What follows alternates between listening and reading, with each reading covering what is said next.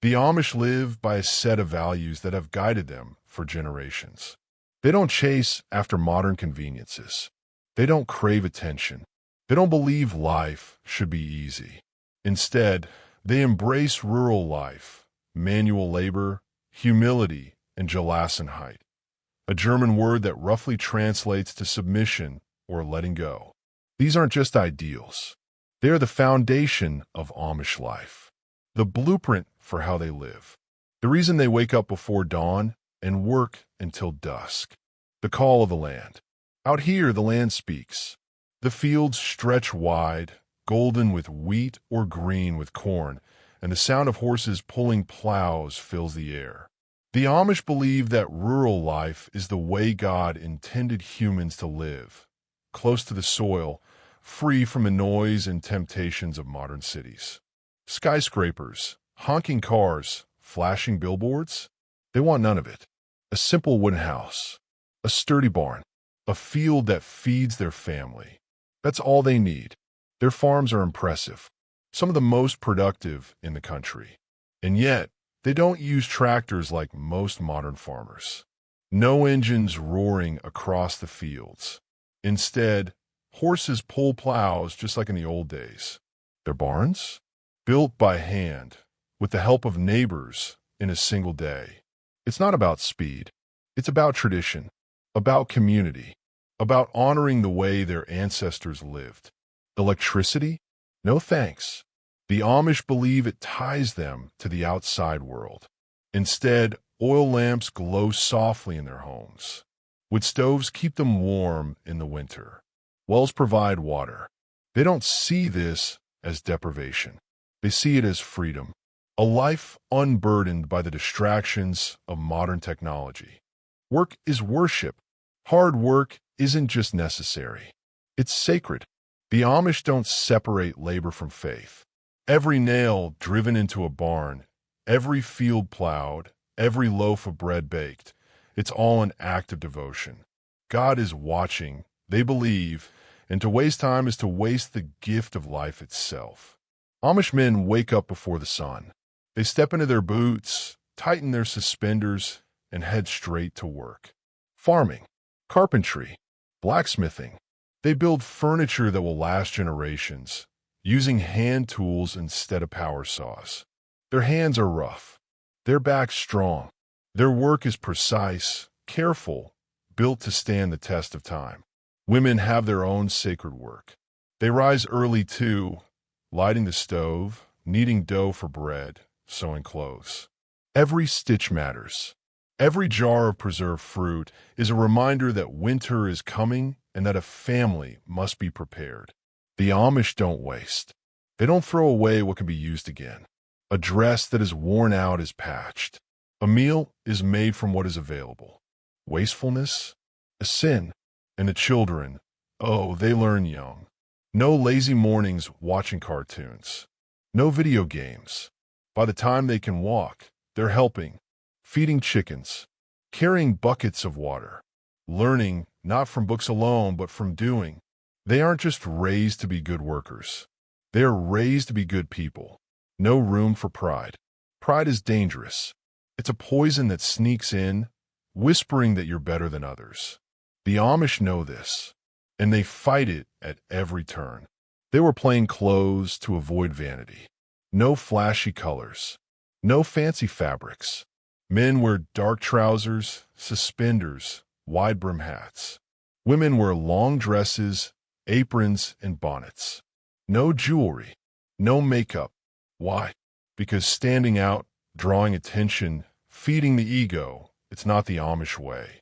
Even in their speech, they practice humility. They don't boast. Don't seek praise.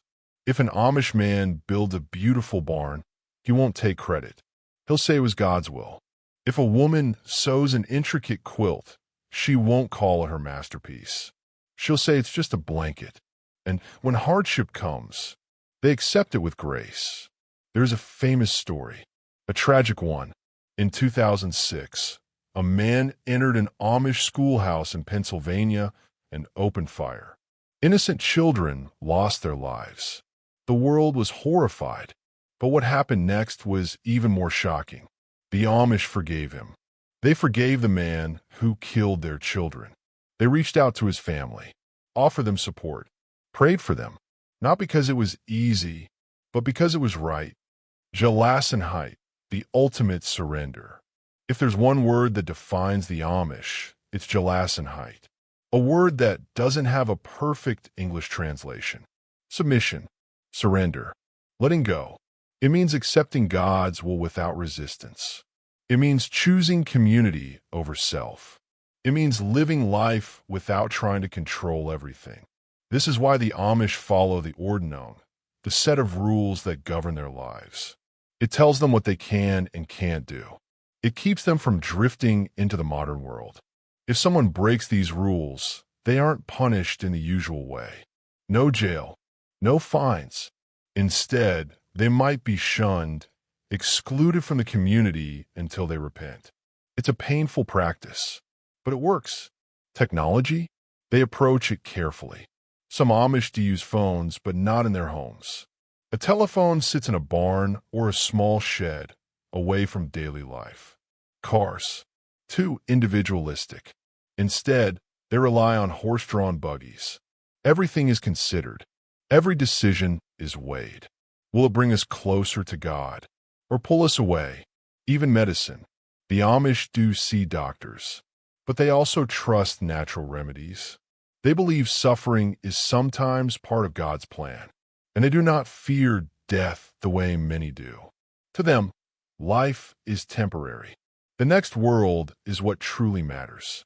A life set apart. The Amish do not live like the rest of the world. They do not want to. They have carved out a separate existence, away from the hum of city life, the distractions of television, the endless buzz of social media. While the world rushes forward, chasing the next invention, the next upgrade, the next convenience, the Amish remain rooted, unmoving, not because they are stuck in the past, but because they choose to stay. This separation is intentional. It is survival. They believe that the modern world breeds selfishness, pride, and discontentment, that it weakens families, pulling them apart with long work hours, endless entertainment, and individual ambition. The Amish do not want their children dreaming of fame or fortune. They want them to dream of a simple, honest life. A life close to the land, close to family, close to God. Their communities are tight-knit, built on trust and cooperation. Neighbors are not just people who live nearby. They're family, whether by blood or by faith. If someone falls sick, the entire community steps in to help. If a barn burns down, a new one is raised in a day. No one is left to struggle alone. Self-reliance? Yes, but never isolation. They believe that God did not create humans to live for themselves, but for each other. And yet, despite their distance from the modern world, the Amish are not entirely disconnected. They sell their produce and handmade goods at markets. They run successful businesses, from woodworking to baking to construction. Some even work with non-Amish customers. But they always return home to a world untouched by electricity, untouched by greed, untouched by the chaos outside. Marriage, family, and faith. Family is everything in Amish life. It is the core of their community, their faith, their very identity. Marriage is sacred, taken seriously, and meant to last a lifetime. Divorce is unheard of. When an Amish couple takes their vows, they truly mean till death do us part. Young Amish men and women do not date in the modern sense. There are no casual relationships, no endless scrolling through dating apps. Instead, courtship is a quiet, serious affair. It begins with a letter, a conversation, a shared buggy ride home from church. There is no rushing, no pressure, just time to understand if they are meant to build a life together. Weddings are simple but joyful. No extravagant dresses, no elaborate decorations, no DJ playing loud music. Just family, faith, and a meal cooked with love. The newlyweds do not go on honeymoons. Instead, they spend their first weeks of marriage visiting relatives, strengthening the bonds that tie their community together. Children are seen as blessings, not burdens. Large families are common. 6, 7, even 10 children are not unusual. From the moment they can walk, they're given small responsibilities, not as punishment, but as a way to teach them the value of work, the importance of contributing. There is no such thing as an idle Amish child. And through it all, faith is constant. Every decision, every rule, every tradition is rooted in their belief that life should honor God. They do not build churches like the rest of the world. Instead, they gather in homes, sitting on wooden benches, reading from the Bible, singing hymns passed down for generations. Their services are long, hours of prayer, of preaching, of reflection. No flashing lights, no microphones, no spectacle, just faith, raw and simple. Trials and temptations. But the Amish are not immune to struggle. Their way of life is not easy. Temptation is everywhere. The world outside calls to their youth, offering them things they have never known: cars, movies, music, freedom. This is why the Amish practice Rumspringa, a period in adolescence where young Amish are allowed to explore the outside world. Some embrace modern clothing, technology, even partying. It is a test, a time to decide. Will they choose the Amish way or leave it behind? Most return.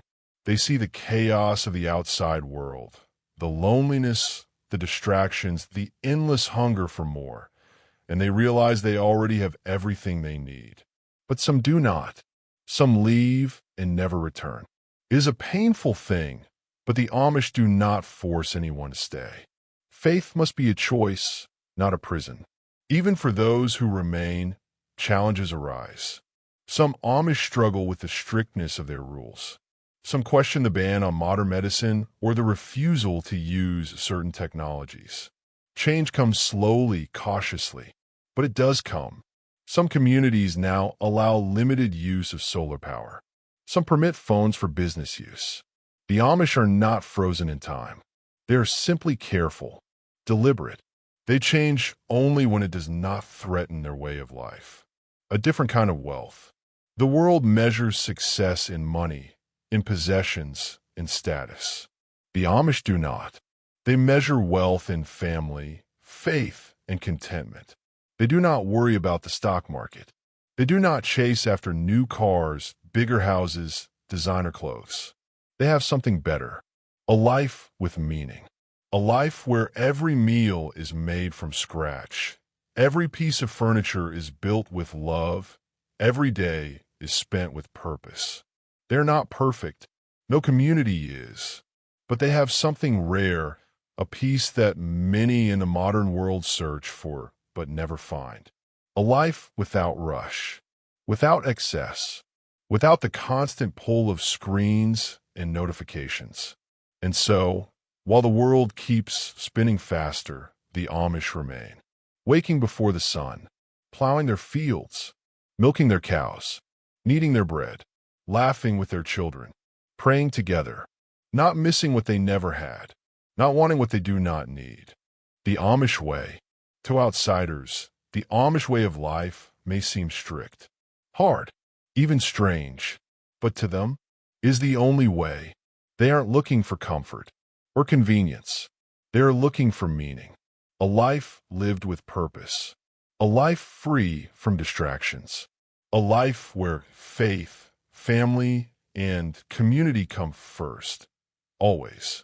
And so they wake up early. They plow their fields. They build their homes with their own hands. They live simply, love deeply, forgive easily, because in the end, they believe God sees the heart, not the hands that hold smartphone.